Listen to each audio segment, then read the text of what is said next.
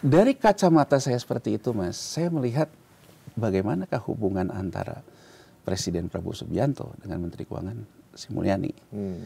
Saya lihat tidak intens, Mas. Bahkan ketika pemilihan umum pun bajunya warnanya baju pasangan lain kan? Iya. Iya nggak? Iya. Tapi Bu Retno, Pak Basuki dan sebagainya tidak ikut. Bu Sri Mulyani ikut lagi kan? Berdasarkan pemetaan seperti itu, ya orang akan banyak bilang begitu Prabowo Subianto menjadi presiden, pasti tidak akan memilih Sri Mulyani Indrawati. Nah, itu Mas, dari penjelasan ini aku akan menjawab kenapa pada akhirnya Prabowo Subianto pun memilih Sri Mulyani. Bahkan Sri Mulyani menjadi Menteri Keuangan lagi, itu juga salah satu yang surprise bagi banyak kalangan. Kenapa? Karena satu, ya, dari sejak lama, dari mulai Pak Prabowo itu tampil di panggung politik dengan Gerindra di tahun 2008, Pak Prabowo selalu menyerang mazhabnya Bu Sri Mulyani. Ada beberapa kalangan mengatakan bahwa, ya saya nggak tahu ya, apa Bu Sri Mulyaninya, apa pendukungnya, selalu memainkan drama.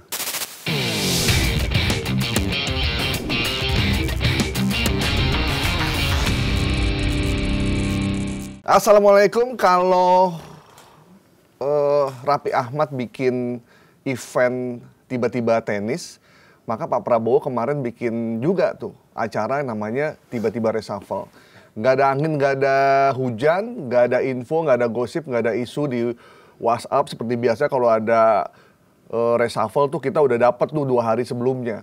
Kali ini bener-bener nggak ada. Pagi baru kita lihat ada info reshuffle atau siang menjelang sore. Nah, kita akan bahas soal itu. Ada dua kejutan yang menurut kita lumayan ramai. Yang pertama digantinya Menteri Karding, yang kedua digantinya The Untouchable Sri Mulyani. Ini The Untouchable bukan menurut saya, menurut beberapa orang dan juga beberapa anggota DPR yang kita wawancara kemarin. Untuk membahas hal itu, saya sudah bersama dengan narasumber, teman lama saya juga, sudah cukup lama. Beliau menjadi pengamat ekonomi, pakar ekonomi, dan dulu bareng-bareng dengan Pak Purbaya juga sebenarnya, Menteri Keuangan sekarang, jadi narasumber kita. Dengan Mas Yanuar Rizky. Apa kabar, Bang? Baik, Mas Galip. Sehat ya? Alhamdulillah, Mas. Wajah dari dulu tahun-tahun... Ya, tahun-tahun 2000-an lah ya? 2008. 2008. Terakhir ketemu Mas Galip, ya dari 2004. 2004 ya? Lu tuh bareng-bareng Pak Purbaya juga kan? Ya, jadi pengamat ekonomi. Pernah sepanggung nggak sama beliau? Pernah beberapa kali. Jadi dulu kan Pak Purbaya di Dana Reksa. Ya, gitu loh. Ekonom Dana Reksa ya? Ekonom Dana Reksa. Kemudian saya ya keluar dari BEJ. Jadi waktu saya masih di BEJ, Dana Reksa itu Ferry Latuhihin. Oh ya, yang sekarang jadi ini ya. Ferry Latuhihin. Jadi saya ya waktu saya selama di bursa ya beberapa kali lah interaksi sama Ferry Latuhihin. Kemudian Ferry keluar ke salah satu bank yang ganti Purbaya.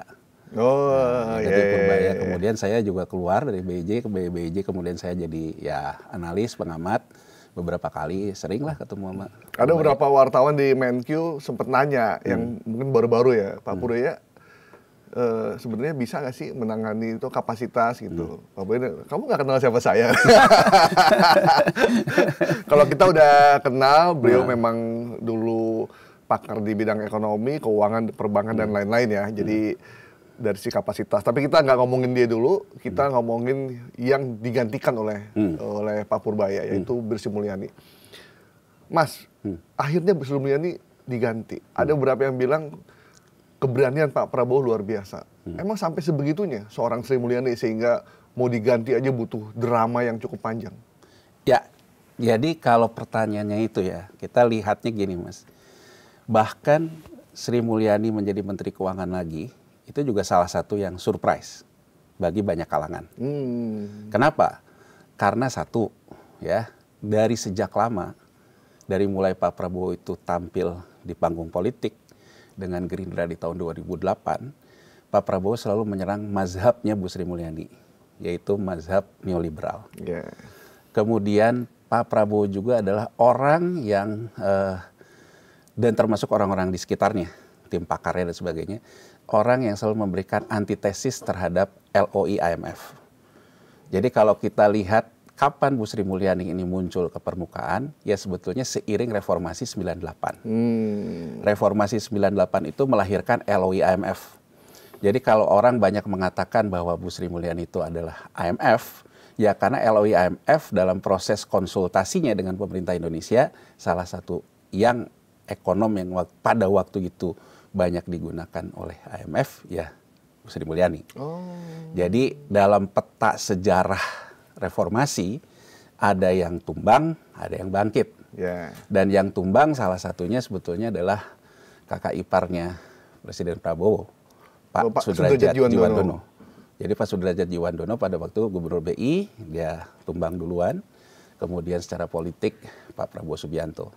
Jadi sebetulnya kalau dilihat dari historis, buat keluarga Pak Sumitro, ya, dua hal yang menjadi duka lah dalam tanda petik di 98, secara ekonomi menimpa menantunya, secara politik menimpa anaknya.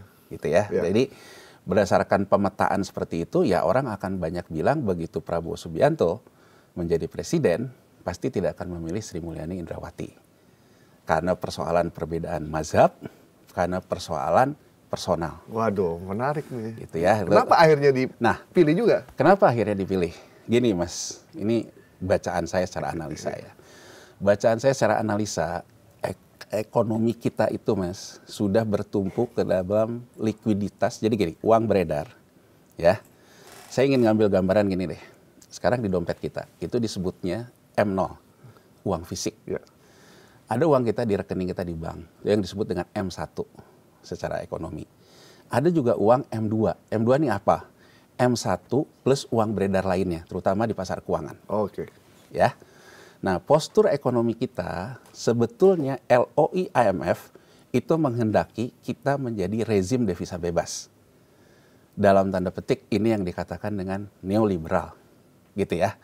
Nah, dalam rezim devisa bebas ini, maka yang namanya uang keluar masuk itu biasa. Stabilitas sistem keuangan akan dijaga dalam menjaga yang namanya arus uang, likuiditas. Gitu ya Mas. Nah, singkat cerita, tahun 2008, jadi Bu Sri Mulyani itu pertama kali masuk ke kabinet, 2004 bukan Menteri Keuangan, Kepala Bappenas. Zaman Pak SBY ya? Pak SBY. Tapi kemudian pada waktu itu terjadi banyak gejolak, dia kemudian masuk ke Departemen Keuangan. Ya. Dan apa yang dilakukan pertama kali sebetulnya persis dengan apa yang diyakini oleh kaum liberal. Ya, kalau kaum liberal itu apa yang menjadi andalan itu kompetitif, persaingan terbuka, persaingan bebas. Campur tangan negara itu hanya sebatas wasit, regulasi, dan negara menjaminkan alokasi itu bisa terjadi karena ada tata kelola yang baik. Makanya andalannya apa? Transparansi. Gitu ya Mas. Nah, Bu Sri Mulyani Indrawati begitu jadi Menteri Keuangan, yang pertama kali dia buat adalah bagaimana yang namanya negara Republik Indonesia ini punya laporan keuangan pemerintah pusat. Jadi punya neraca, punya laporan rugi laba APBN. Nah, itu yang harus kita katakan legacy beliau dan juga baik buat bangsa ini. Dia berhasil membuat laporan keuangan pemerintah pusat. Jadi kita ada neraca, ada laporan. Jadi kita bisa tahu postur keuangan kita. Nah, setelah ada laporan keuangan pemerintah pusat itu, beliau kemudian mulai tahun 2006 mulai juga bicara dengan DPR untuk merubah postur cara pembiayaan APBN dalam defisit. Selama ini defisit itu selalu dibiayai oleh hutang G2G bilateral, hutang ke lembaga multilateral, dirubah menjadi hutang ke pasar keuangan komersil. Surat utang. Itu kemudian di 2008 itu kemudian dilakukan. Jadi yang namanya pasar surat hutang kita Mas berubah posturnya. Yang tadinya misalnya ada dari IGGI baru ya, ada kita pinjam ke IMF, IMF bukan di pemerintah, IMF di Bank Indonesia, tapi pinjam ke Bank Dunia, Asian Development Bank segala macam. Defisit kemudian dilarikan kepada penerbitan surat utang. Gampang ya Mas, gampangnya gini. Berarti kita mengenal fungsi IPO.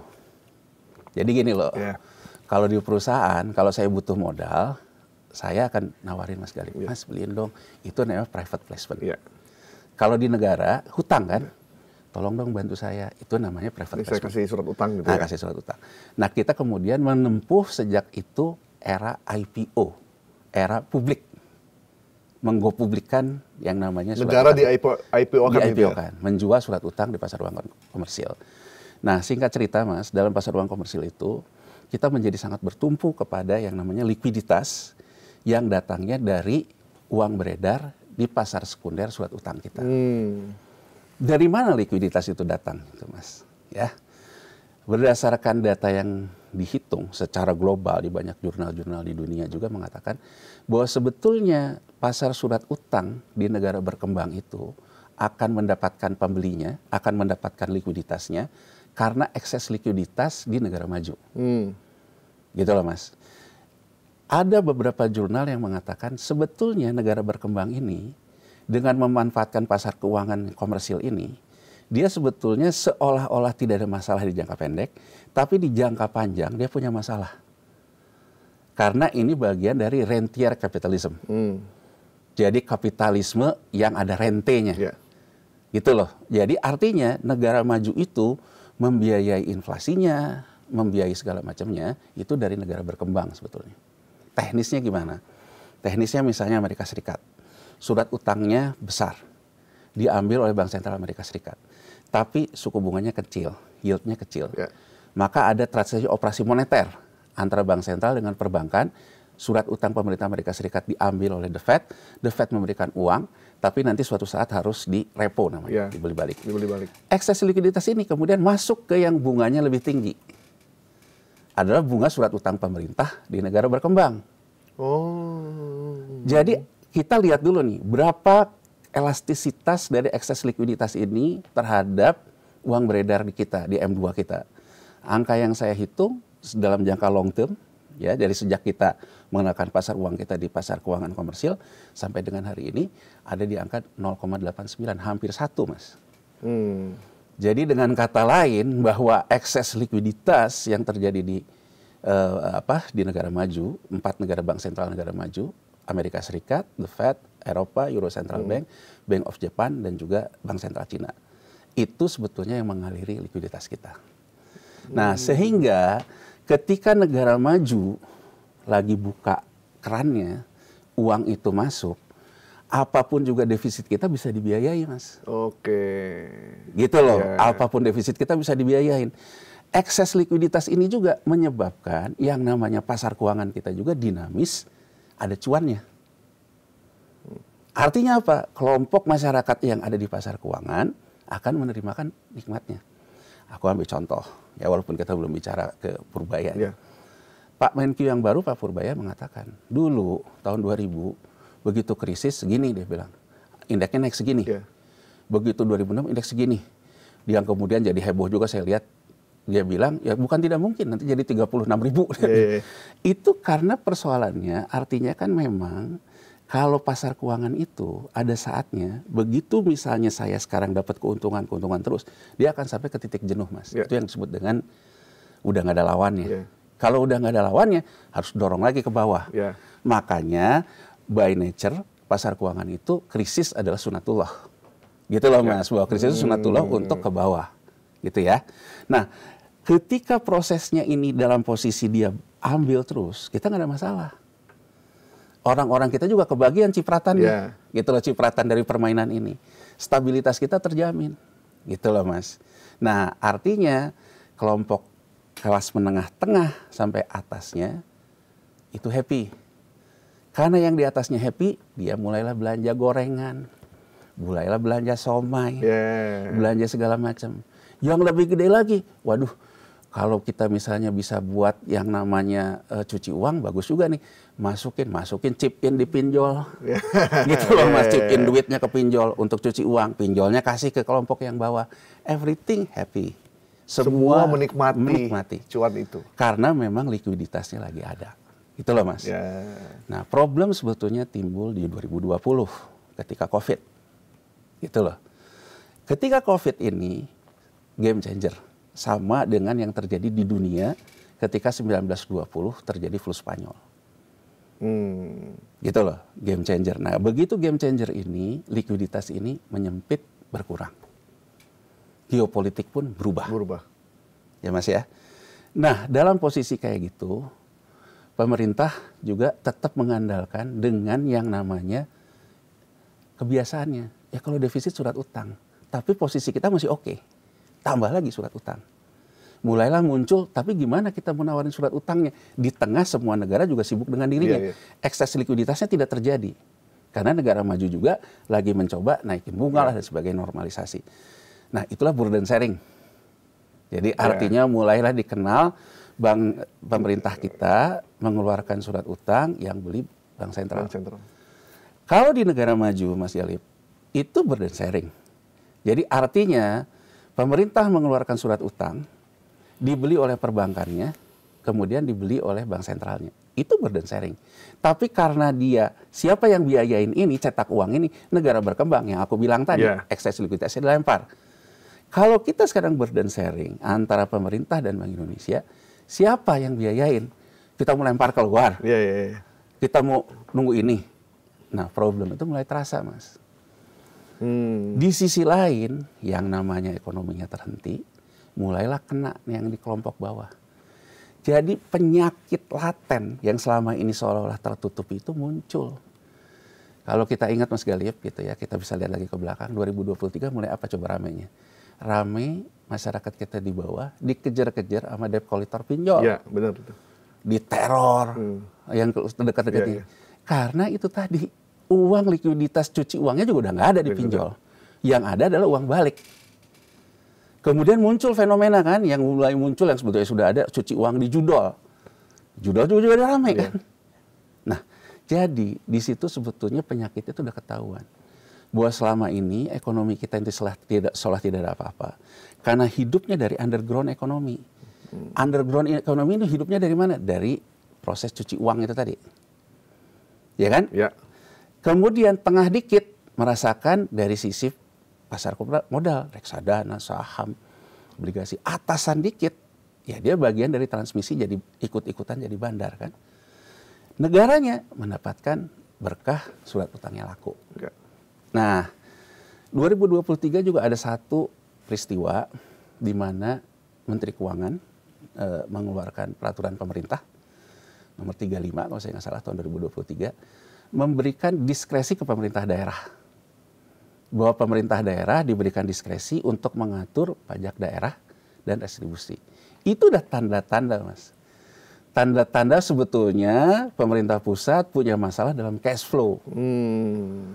Gitu loh, punya masalah. Akhirnya daerah pada naikin ya, dampaknya baru kita tahu sekarang. Tapi akar masalahnya tuh di 2023. Nah. Dalam RAPBN terakhir ketika Sri Mulyani Indrawati Menteri Keuangan di era SBY, era Jokowi, dia sudah mengatakan bahwa di tahun 2025, 2026, 2027 ada lonjakan hutang jatuh tempo kita. Itu Mas, 800. Bunga kita juga 550. Nah, itu Mas, dari penjelasan ini aku akan menjawab kenapa pada akhirnya Prabowo Subianto pun memilih Sri Mulyani.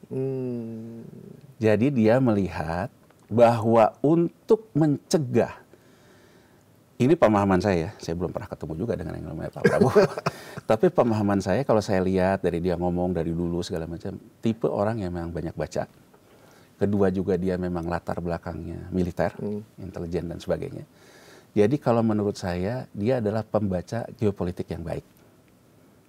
Ya.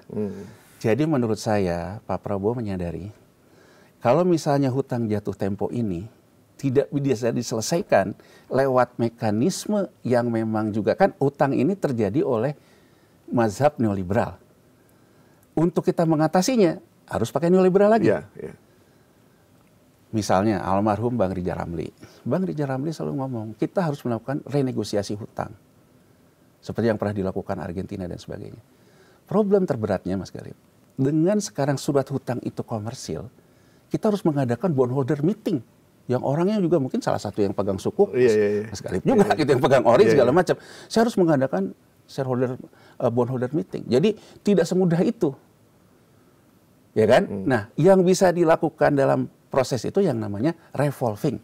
Nambah utang baru. Nah, nambah hutang baru, nutup hutang lama. Jadi artinya saya bisa deal di market, ini ada hutang lama, saya tuker ya bayarnya pakai hutang baru, revolving. Nah untuk seperti ini harus punya kemampuan berkomunikasi dengan bandarnya di ujung. Bandar di ujung ini kan terkait dengan yang disebut oleh Hendro Priyono non-state actor.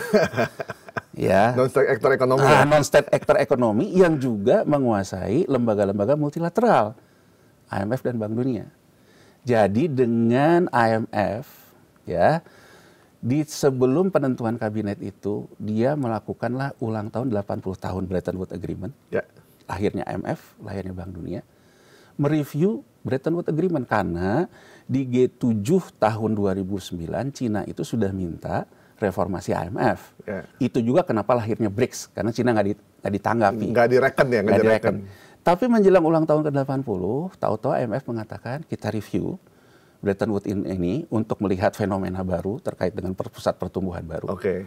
Dan ketua tim review dalam retreat itu, Sri Mulyani Indrawati. Ngeri dong. Nah, jadi saya begitu. Berarti orang yang jadi ketua tim review itu bukan orang sembarangan ya? Ya, artinya IMF mengendorse kan. Iya. Gitu loh. Ya. Nah, dari situ saya kemudian mulai itu 2 bulan sebelum penentuan kabinet, saya beberapa ngomong sama teman-teman, menterinya Sri Mulyani lagi. Gitu loh. Karena agak ngeri kalau bukan dia ya? Ya, karena menurut saya Prabowo Subianto pun dia mencoba soft landing kan. Ya. Jangankan sama IMF, sama Jokowi aja hidup Jokowi. Gitu loh. Jadi dia intinya adalah, ya kan, intinya mencoba soft landing bukan hard power. Jadi meskipun Pak Prabowo dengan Bu Sri Mulyani punya perbedaan pandangan tentang mazhab ekonomi, tapi untuk kepentingan yang lebih besar akhirnya dia mengangkat lagi Sri Mulyani. Mengangkat Sri Mulyani. Supaya, karena yang bisa berkomunikasi dengan IMF dan non-state actor ini adalah cuma beliau. Kesannya kan begitu. Iya, dikesankan begitu ya. Dan IMF memberikan sinyal itu ya. Dengan mengangkat Sri Mulyani sebagai... Memang lembaga-lembaga multilateral itu memang suka ngasih kode-kode juga ya? Oh iyalah, di market kan begitu Mas. Di market kan ibaratnya saya mau ngegoreng apa, saya ngomong apa. Makanya saya nggak kaget juga kalau Purbaya ngegos kayak gitu. Karena kalau di market kan gitu. Ya, yang jadi hajar dulu ya. Ini nggak ada buku yang menjelaskan siapa Alan Greenspan. Kan Alan Greenspan itu gubernur The Fed terlama ya. Alan Greenspan itu berdasarkan buku itu bahwa dia menerapkan yang namanya apa? Ucapannya yang menggerakkan orang mengikuti dia. Jadi kalau dia pengen suku bunga naik, dia ngomong apa? Orang ikut dia gitu. Jadi sangin merefernya omongan dia. Makanya kan ada yang ngomong, my word is my bond. Itu kan emang aliran-aliran seperti ini. Omongan saya itu jaminannya. Jadi kalau pertanyaan Mas Galip tadi, sinyal-sinyal itu ya memang biasa di market. Dan menurut saya itu yang mengakibatkan dia dipilih lagi. Oke, sebelum dia diganti, Bu Sri Mulyani diganti sekarang kan sebelumnya udah pernah ada kan, dia akan diganti, kemudian bursa sempat ambruk, kemudian Don Dasko, Pak Dasko datang ke ke Bursa Efek Indonesia untuk menenangkan situasi bahwa Bu Sri Mulyani nggak diganti segala macam, akhirnya normal lagi. Dan itu bagian dari itu bukan?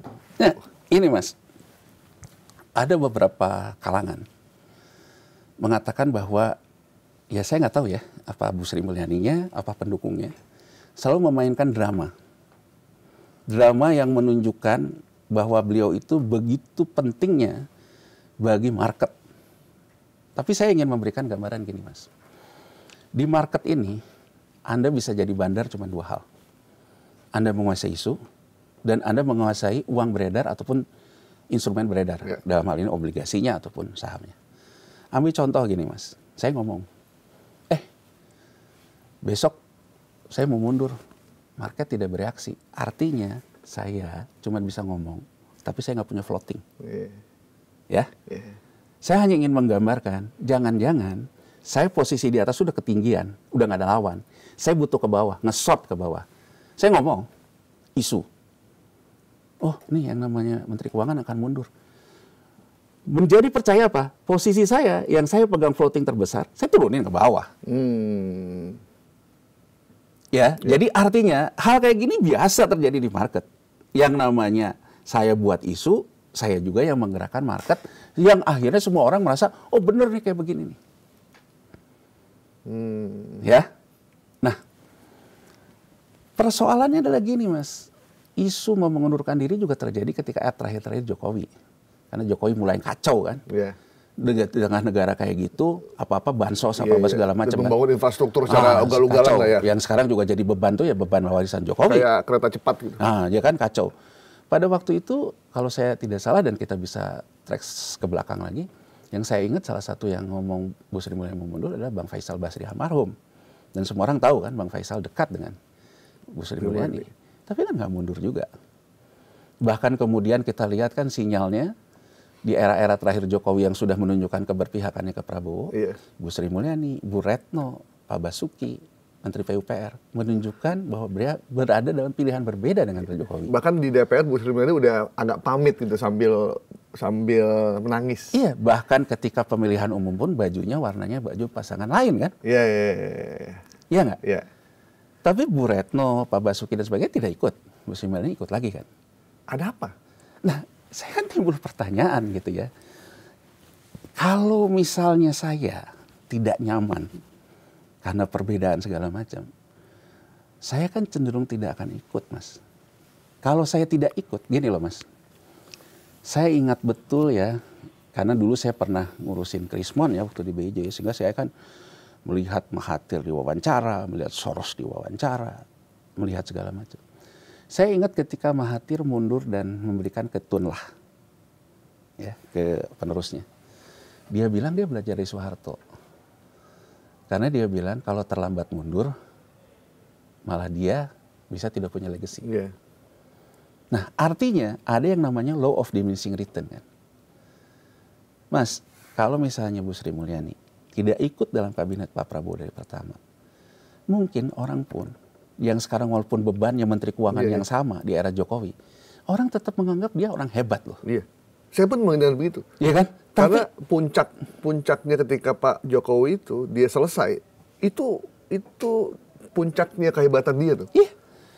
Pertanyaannya, dia kenapa tidak membaca law of diminishing return dia? Biasanya kalau kayak gitu sih ada beban gitu, yang sehingga dia terpaksa harus ikut. Iya. Apapun alasannya. Ya kalau alasannya ngomong demi bangsa dan negara dan sebagainya. Ya saya juga mencintai Indonesia. Saya juga nggak pernah lelah mencintai Indonesia. Walaupun saya juga ibaratnya tidak pernah jadi apa-apa ya. Kalau beliau kan jadi sesuatu. Jadi artinya bahwa saya pun tidak pernah lelah mencintai Indonesia dengan cara saya. Tapi kan pertanyaannya, saya kemudian timbul pada satu kesimpulan, oh mungkin ya yang namanya pemerintah ya ada-ada aja lah. Gitu ya, ada-ada aja lah. Nah saya melihat, nah, dari kacamata saya seperti itu, Mas, saya melihat bagaimanakah hubungan antara Presiden Prabowo Subianto dengan Menteri Keuangan Sri Mulyani. Saya lihat tidak intens, Mas. Jadi berbeda betul misalnya dulu ya, Mas Galip ingat ya, kita sama-sama waktu di era SBY ya, kita waktu itu kan. Di mana-mana tuh biasanya Menkyu sama Presiden tuh dekat. Bahkan dulu kan kita ingat kan isunya sampai apa? Untuk membahas RAPBN itu sampai makan bareng, ya kan, masakin sayur asem segala macam, itu kan ingat kan, ya kan. Terus begitu juga dengan Presiden Jokowi ya, kita lihat betapa intensnya antara Pak Jokowi dan Bu Sri Mulyani. Waktu kita dengar bisa ketemu 3 jam dan sebagainya. Dan Bu Sri Mulyani kelihatan happy lah. Happy. Dan kemudian yang saya lihat tidak terjadi loh di era Presiden Prabowo.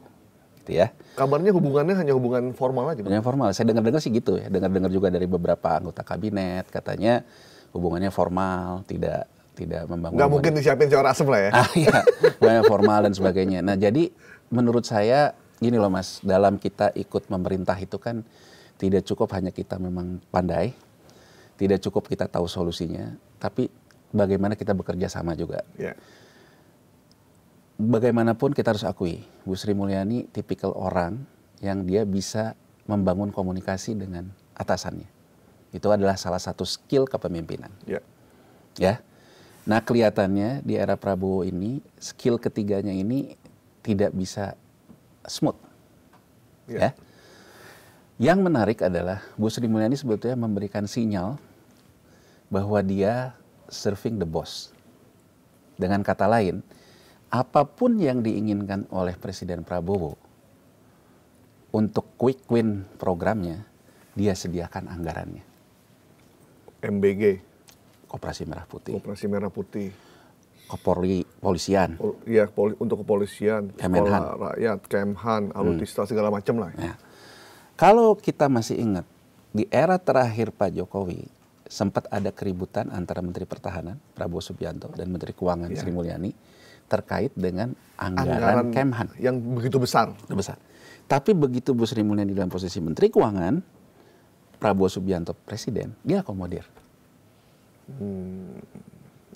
Bahkan beberapa isu yang beredar ketika angka BPS kemarin sebetulnya memasukkan angka-angka komitmen pembelian alutsista kita sebagai bagian dari pertumbuhan ekonomi. Pertumbuhan ekonomi. Jadi artinya itu diakomodir, MBG diakomodir dan sebagainya.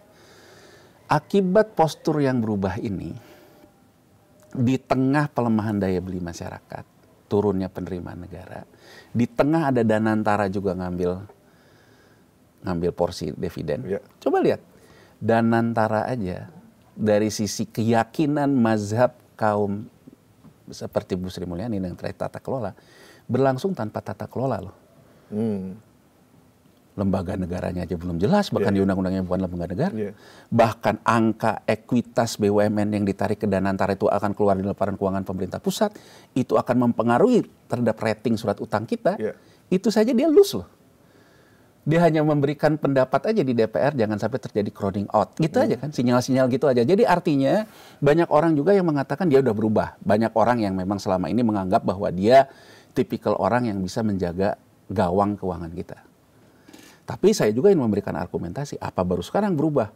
Kalau kayak gitu, harusnya dia juga tidak setuju terhadap infrastruktur ugal-ugalannya Jokowi. Waktu itu. Tidak setuju juga di tengah tekanan untuk foya-foya kasih bansos. Untuk pemilu. Kan harusnya begitu dong kalau kita mau konsisten ya. Berarti kan bukan sekali ini saja bahwa dia melakukan kompromi terhadap diskresi presiden. Termasuk perjudian KCIC yang sekarang menjadi beban yang begitu besar buat negara. Kan bukan baru sekali ini aja. Jadi termasuk di era Jokowi pun sudah ada. Berarti kan dia melakukan kompromi itu. Diskresi presiden. Beberapa kalangan bilang ke saya, itu kan dari presiden ya terkait dengan diskresinya. Ya pertanyaan saya, kalau memang diskresi presiden dan dia menganggap itu akan membahayakan terhadap postur resikonya dan dia memang tidak bisa merubah, ya dia mundur dong. Itu bagian dari mencintai Indonesia sebenarnya. Ya, dia mundur dong. Ini yang saya lihat tuh selalu sering dimainkan, seolah-olah Bu Sri Mulyani mau mundur, tapi tidak mundur-mundur. Ya Mas ya? Benar-benar. Jadi saya ngelihat ini kayaknya sih ada win-winnya.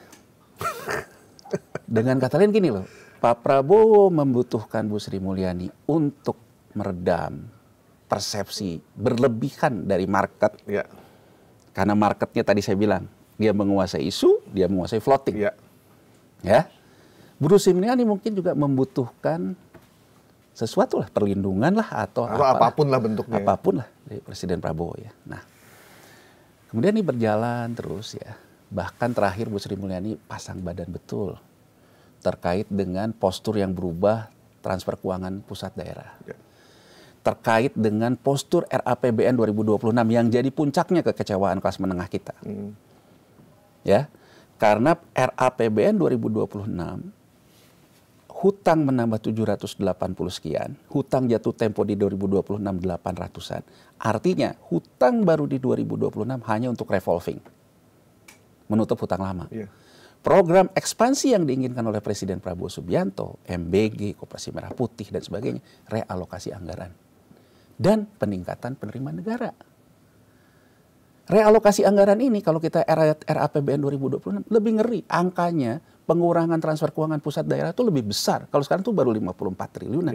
2026 260 triliunan. Sementara masyarakat belum merasakan dampak dari program-program strategis ini. Betul. Dan kemudian dia juga membuat penerimaan negara yang besar. Orang bertanya, mau naikin tarif pajak? Enggak, dia bilang. Pendisiplinan pembayaran pajak.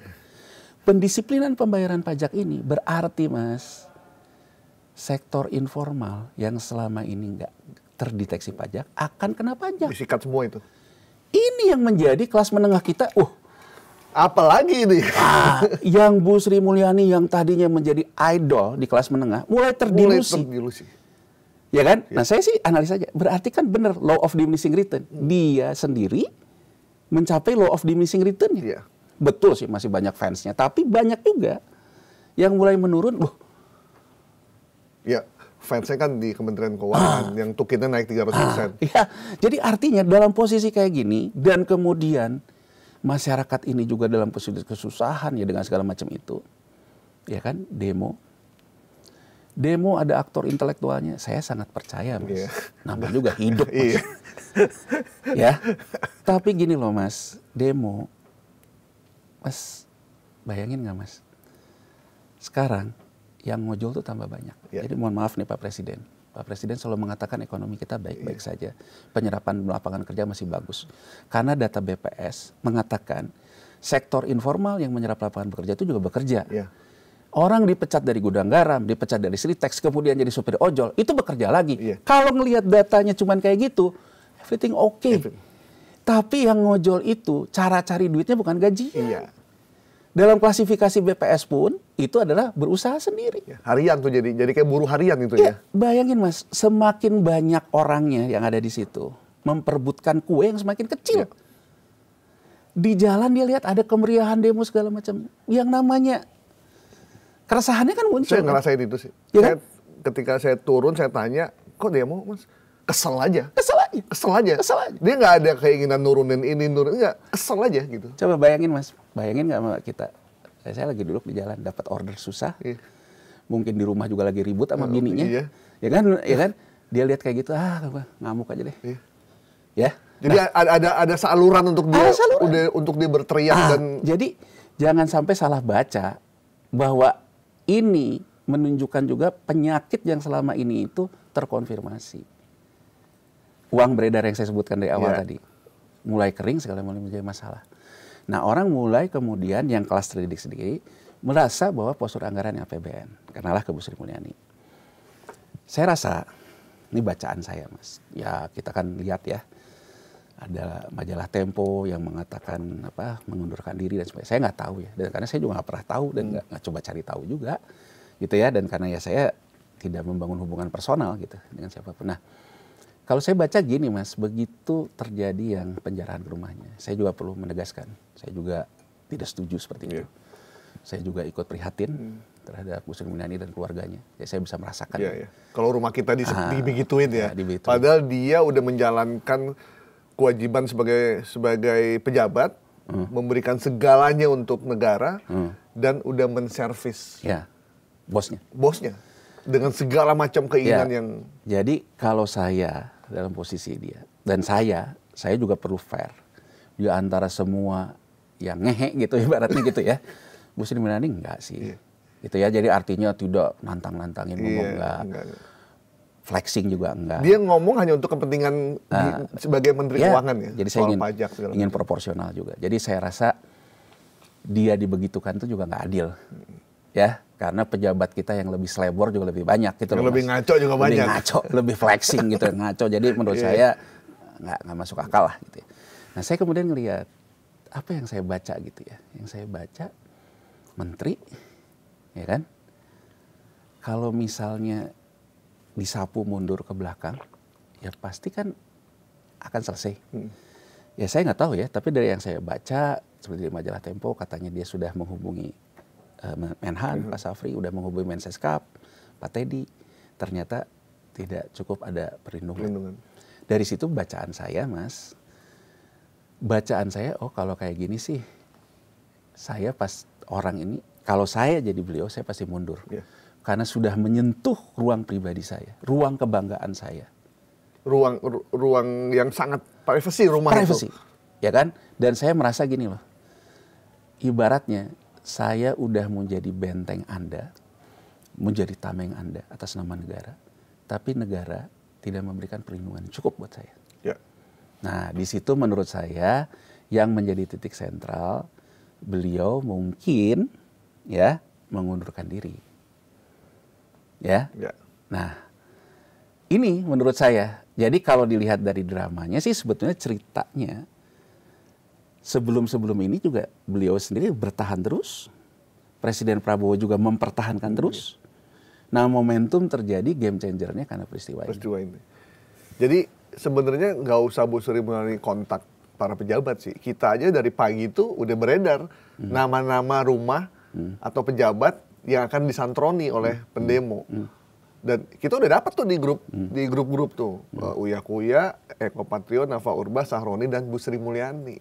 Jadi kalau intelijennya bekerja, ya udah diamanin rumahnya sebenarnya, jadi nggak usah kontak gitu.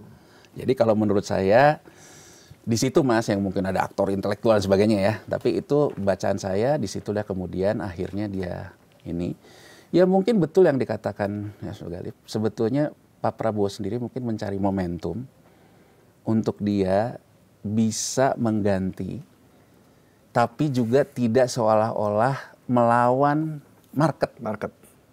Ya, gitu market ya. bergejolak nggak sih Mas setelah pergantian itu? Gini Mas, kembali lagi soal market ya. Market kan kemudian dari pergantian ini indeks langsung turun, kemudian rupiah jadi langsung bereaksi. Saya kembali ke dua tesis. Bisa terjadi memang market. Gini, hitungan dulu nih, hitungan rasional. Apa yang dibaca market sebetulnya?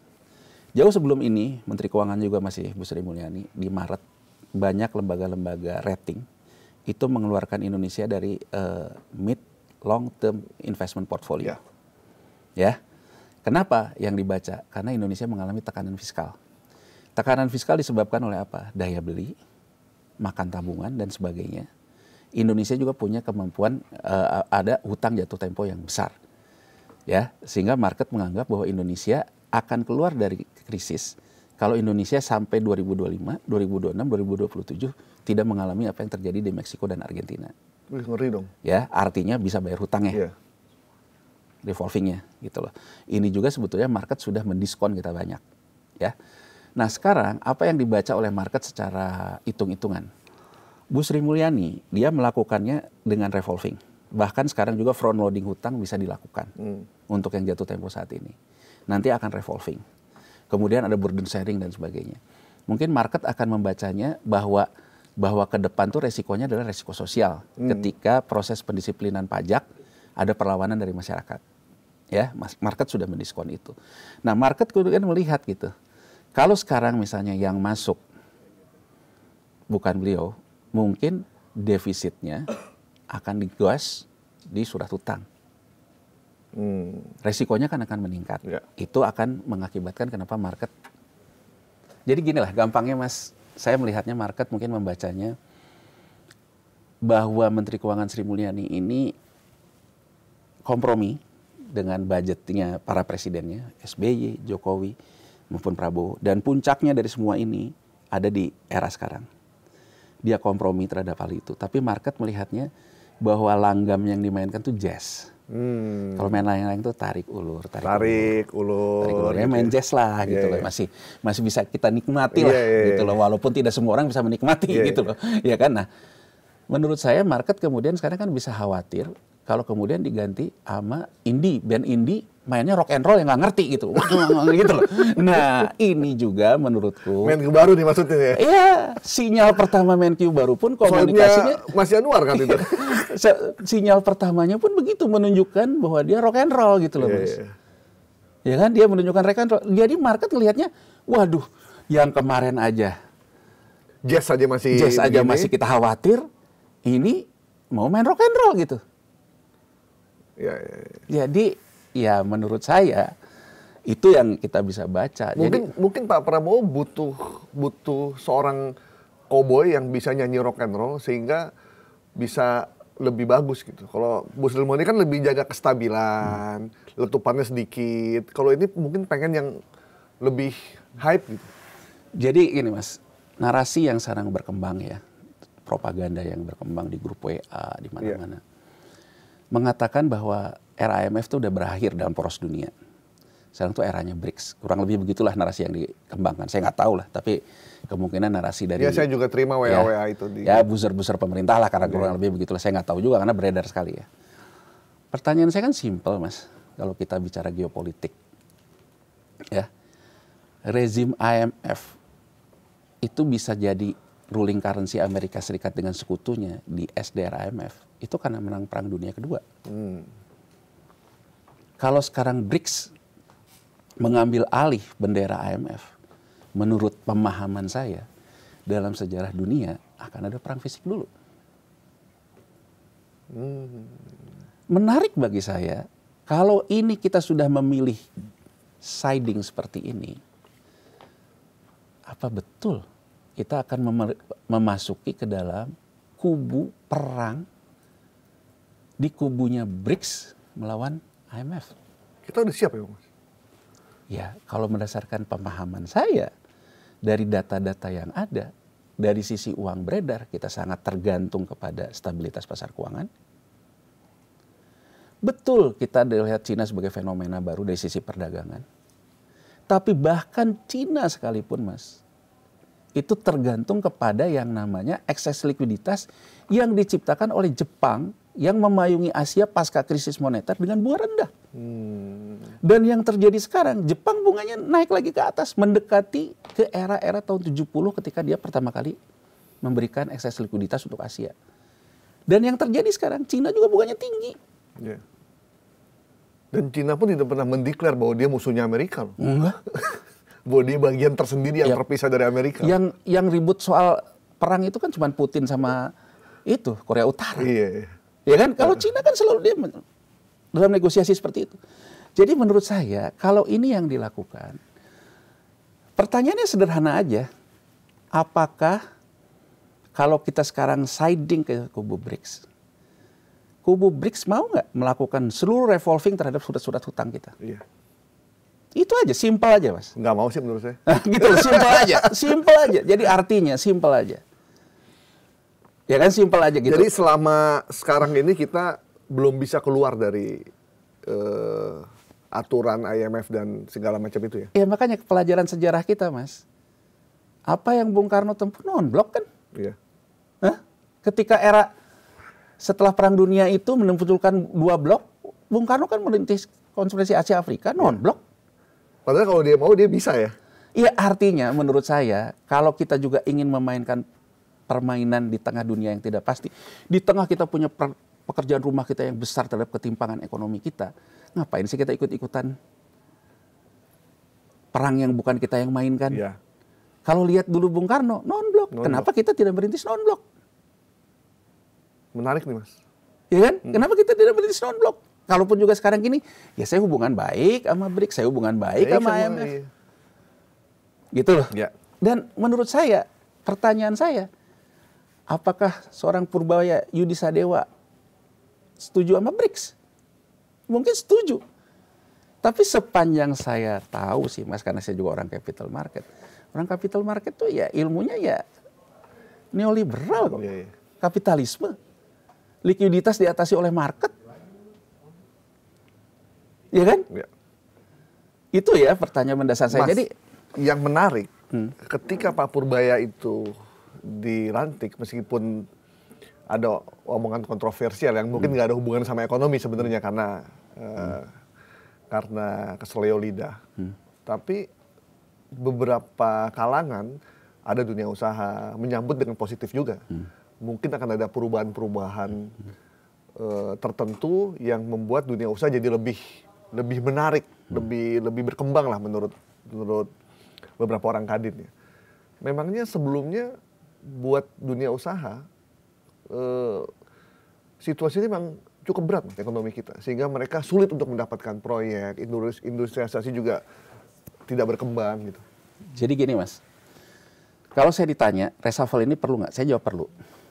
Ya, karena Bu Sri Mulyani menurut saya sudah masuk low diminishing return dan ke arah melemah. Ya, jadi artinya kita memang harus game changer, orang yang memang punya merubah permainan. Setuju saya di level itu. Menjawab pertanyaan Mas Galip ini, saya ada dengar presentasinya Purbaya lah, karena kan sekarang dia jadi orang yang top searching. Sehingga akhirnya apapun yang dia omongin dia dipotong-potong gitu ya. Padahal dia di LPS juga ngomongnya kontroversial juga, cuman nggak banyak kemakan aja gitu. Nah, saya dengarlah dia mengatakan gini, di zaman SBY dia bilang pertumbuhan ekonomi kita itu solid. Solidnya itu karena sektor swasta yang invest, gitu loh. Di zaman Jokowi solid, tapi yang invest itu pemerintah masih solid. Dia kemudian memberikan tesis, kalau zaman Prabowo bisa ngawinin antara pemerintah dan swasta, maka 6%, 8% itu achievable, dia bilang. Oke? Ya. Sekarang saya ingin kepada memberikan argumentasi apa yang beredar itu. Zaman SBY, kita mengalami postur yang berubah dalam geopolitik, Mas. Setelah Cina dihantam oleh Alan Greenspan lewat kenaikan harga minyak, karena Cina importir terbesar minyak, Cina kalah, kemudian dia merubahlah yang namanya ketergantungan impor minyak dia atasi dengan gasifikasi batu bara.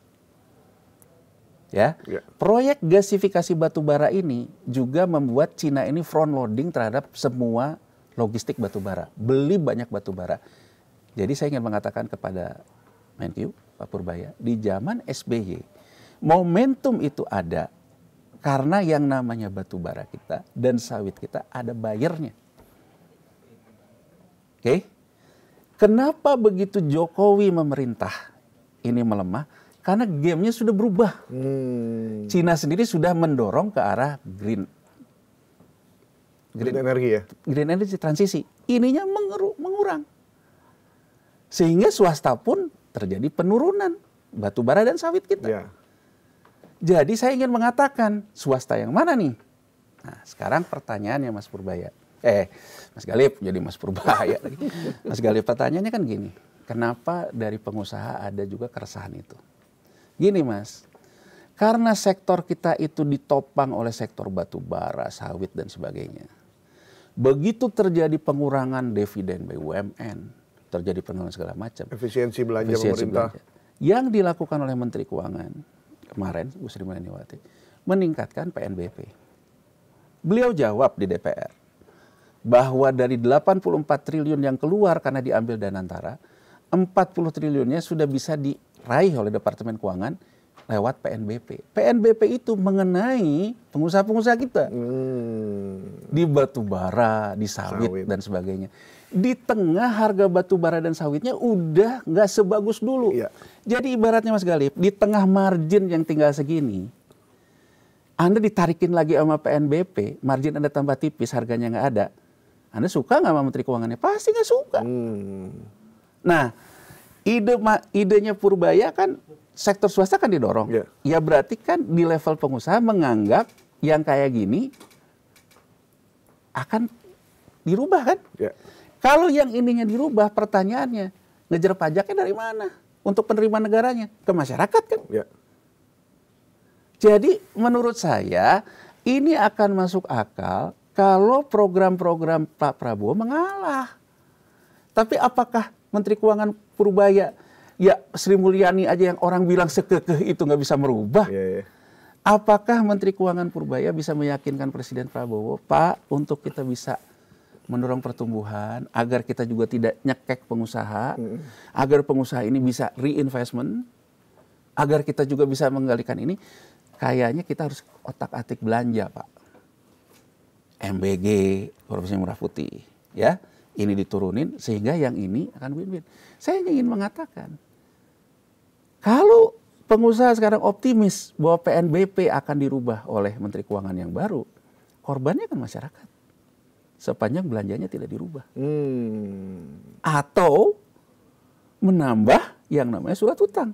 Tapi kan banyak pengusaha juga nggak bergumam begini. Sri Mulyani ini dipakai terus tuh soalnya dia bisa jualan hutang. Artinya kita yakin Purbaya bisa jualan hutang lebih besar dari Sri Mulyani gitu loh Mas. Jadi saya sih ingin membangun. Sebenarnya ini berarti tugas berat PR-nya Pak Purbaya itu banyak sekali ya? Oh banyak Mas, belum begini loh Mas. Kalau menurut saya kan dia itu memasuki tempat yang dari 2004 sampai hari ini menterinya tuh Sri Mulyani. Udah kayak Pak Harto Mas. Loh iya dong. Iya. Makanya tidak. Mungkin ada di Kementerian Keuangan yang dulunya hanya staf, sekarang udah jadi pejabat kali ya? Oh iya, kan gini Mas, tidak heran. Kalau kemarin kan begitu hipnya ya. Dikasih lagu, karena ditangisi. Semua orang yang di situ tumbuh bersama Sri Mulyani Indrawati. Melepas ibunda. Iya. Nah sekarang pertanyaannya, apakah Purbaya punya leadership yang cukup? Di tengah orang-orang yang sangat mencintai Bu Sri Mulyani. Iya. Kan itu juga bukan persoalan gampang loh Mas. Tantangannya itu kalau bukan leadership yang betul-betul leadership yang kuat, Yang minimal tuh di respect tuh begini. Kalau sinyal pertamanya aja udah error kayak gini kan, gitu loh Mas. Maksud saya udah error kayak gini kan, yang di bawahnya juga ya, bagusan menteri gua yang dulu kan gitu kan. Kalau iya nggak? Hah? Jadi tugas dia. Kecuali kalau kan Pak Purbaya sering dibilang cowboy, dia jadi jenggo gitu. Kayak Ahok gitu. Ya kan? Tapi menurut saya antara Ahok dengan Purbaya agak beda loh Mas. Kalau ya kan kalau Ahok kan memang tipikal orang yang ya gitu ya. Kalau ya mohon maaf kata lah gitu. Beliau kan selalu mengatakan, oh saya ini orang jagoan, orang segini gitu. Ya menurut saya tapi kan di area analisis terus Mas. Bukan di arena eksekusi ya. Berarti pembuktian dari Pak Purbaya adalah dengan hasil yang akan dia lakukan nanti ya? Iya, jadi saya setuju aja Mas. Misalnya Pak Prabowo ingin mengatakan, oke saya ingin game changer betul. Saya ingin Menteri Keuangan yang bisa menggali potensi, nggak gini-gini terus deh. Ya saya bisa saja mengatakan gini, oke Pak Purbaya misalnya ngomong deh sama Danantara. Danantara, ini kita ngeluarin Patriot Bond deh, tapi Patriot Bond-nya untuk menggerakkan sektor UKM kita, sektor informal kita. Ya kan? Transformasi pertanian ke sektor jasa pertanian. Uangnya dari mana? Dari pengusaha. Nanti saya kasih insentif pajak ke pengusaha. Tapi pengusaha dapat insentif pajak dengan memasukkan uang ke Patriot Bond. Patriot Bond-nya dipakai untuk pembiayaan pembangunan. Oh, cakep tuh. Kalau itu yang akan dilakukan, saya percaya game changer. Kalau berani. Kalau berani. Tapi kalau misalnya beliau juga mengatakan ke Danantara gini, oh nggak bisa bos, ini soalnya mau dipakai untuk ini. Ya kantong kiri kantong kanan gitu loh pengusaha juga. Jadi maksud saya dukungan pengusaha itu, apa juga pengusaha akan memberikan dukungan kepada seorang Purbaya Yudi Sadewa, kalau Purbaya Yudi Sadewa pun out of the box. Ya, benar. Jadi saya ingin mengatakan, apakah Pak Prabowo memang memilih leader sekuat ini? Leader yang bisa memastikan bahwa pengusaha ikut saya. Leader yang bisa memastikan Danantara ikut saya. Leader yang bisa memastikan Gubernur BI percaya dengan saya. Leader yang bisa memastikan lembaga multilateral, percaya kepada saya. Tapi kemudian saya lakukan itu untuk rakyat. Merinding saya jadinya. Saya rasa kalau memang itu assessment Pak Prabowo, saya ikut mendoakan. Tapi menurut saya, hidup ini kan nggak hanya omon-omon kata Presiden. Iya dong. Mas, saya punya ide kayak gini. Gini. Saya disuruh gitu. Saya juga paham Mas. Saya ngomong sama konglomerat mungkin juga lebih sulit. Dia nganggap siapa lu anak kemarin sore. Hah? Iya nggak? Ngomong sama ini, siapa lu? Kan kita tuh harus juga bisa mengukur baju kita bukan baju orang lain. Ya kan? Oke. Tapi Mas gini, waktu Bu Sri Mulyani diganti sebagai Menq di era Pak SBY kalau nggak salah ya.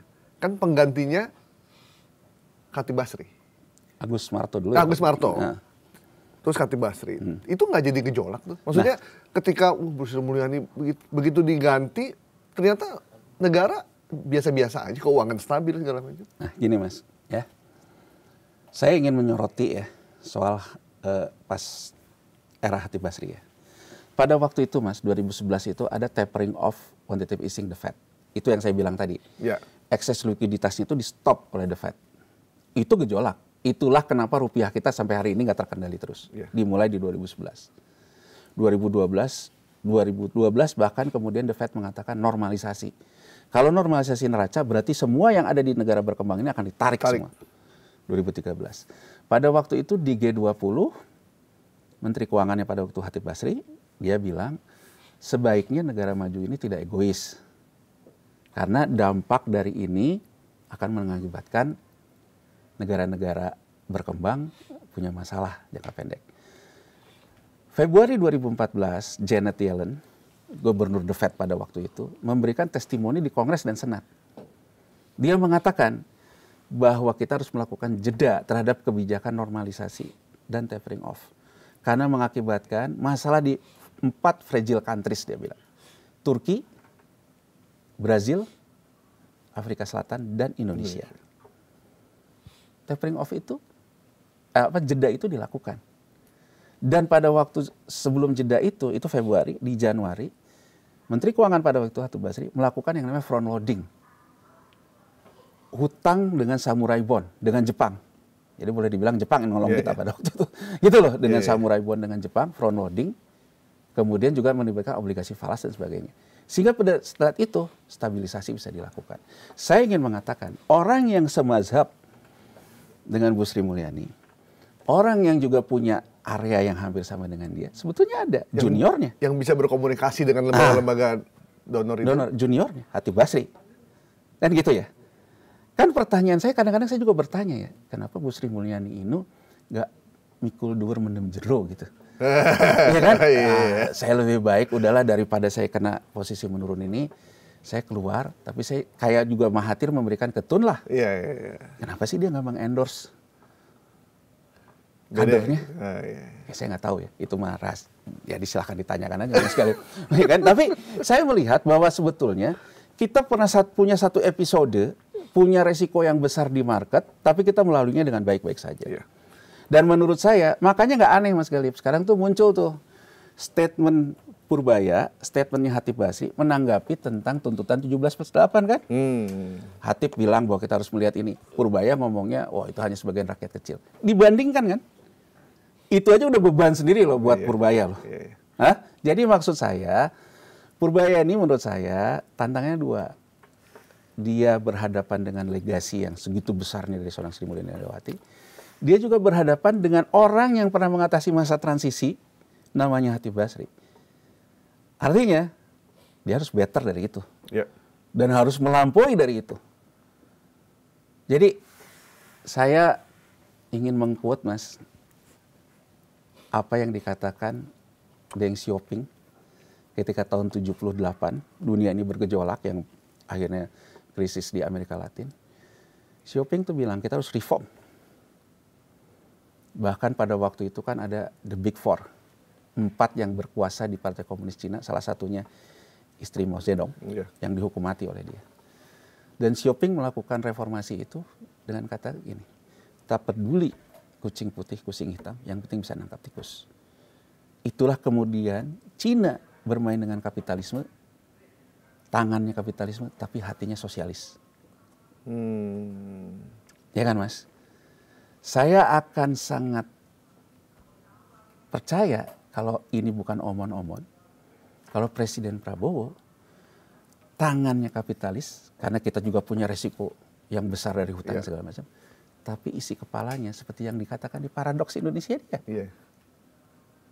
Dan apakah Purbaya orang yang tepat? Hanya Pak Prabowo yang tahu. Dan apakah itu pikiran Pak Prabowo? Hanya Pak Prabowo yang tahu. Tapi sebagai rakyat biasa, saya ingin Presiden Prabowo mencegah krisis. Mas, kalau ditanya, saya nggak mau krisis. Ya, karena krisis itu biayanya mahal. Nanti yang akan nanggung kita semua. Jadi menurut saya, please dong gitu loh kalau kata orang sana. Please dong Pak Presiden. Kalau MBG dan Koperasi Merah Putih itu malah menimbulkan kontraksi baru, Anda turunin egonya, selesaiin dulu apa yang perlu diselesaikan. Ya. Dan kemudian menurut saya jangan menantang zaman. Karena masyarakatnya gini loh. Zaman udah berubah banget nih sekarang. Saya ingin memberikan gambaran gini Mas ya. Dunia itu setelah Perang Dunia Kedua berubah dari perang fisik menjadi perang yang sebutnya non-state actor. Jadi bagaimana Amerika Serikat ini mengatur dunia dengan menguasai lembaga multilateral. Ya kan? Tapi tidak ada perang fisik. Ya. Saya membaca kesan gini Mas, saya membaca kesan kalau saya ilmunya ilmu militer, sebenarnya saya ngelihat di depan kurva ini akan terjadi perang fisik, cepat atau lambat. Makanya tak heran buat saya anggaran pertahanan itu besar. Dan saya coba membaca juga cara berpikir militer, karena Pak Prabowo latar belakangnya militer kan. Dia melihat ahead the curve, kemungkinan nih dunia ini akan dilanda perang fisik. Saya harus menyiapkan, makanya belanja autistanya luar biasa, Kemhan. Terus saya juga melihat bahwa cara dunia itu menguasai negara lain dengan menciptakan konflik di negara itu. Makanya anggaran polisi juga gede, Mas. Tapi saya ingin menyampaikan lewat podcast ini, bikin terang, karena kita mau terang kan. Yeah. Menurut saya, kalaupun kita mengumpulkan semua pertahanan ini, mengumpulkan bahwa polisi bisa mencegah aksi massa, berarti kan represi, Mas. Kalau masyarakatnya memang secara ekonomi susah. Yeah. Ya. Jadi saya hanya ingin mengatakan yang harus kita terangkan, Indonesia terang itu bukan dengan statement. Masyarakat kebanyakan ini, Mas, dia nggak peduli, Mas, mau Purbaya. Iya. Sebenarnya mereka siapa aja lah. Siapa aja, nggak ada masalah. Bahkan kelas menengah kita itu, kalau everything okay, mereka juga nggak peduli kok. Artinya menurut saya, pencegahan krisis tidak melulu pendekatan paradigma militer. Ya.